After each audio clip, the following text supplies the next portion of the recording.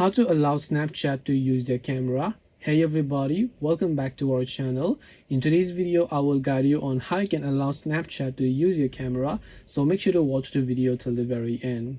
If you want to go ahead and then allow Snapchat to use your camera, all you have to do is, by default, whenever you open the Snapchat app, if you haven't already allowed the access, it will ask you to allow the access by tapping the allow option.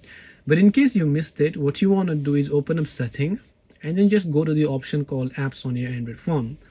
Once you go to apps, simply look for the application called Snapchat in this case. So let me go ahead and do that as well.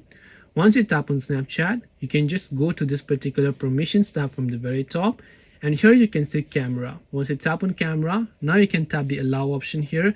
If it is set to don't allow or ask every time, make sure it is set to allow while using the app. Next time whenever you launch the Snapchat app, it will have access to your camera. This way you can allow Snapchat to use your camera. Hope this video was helpful.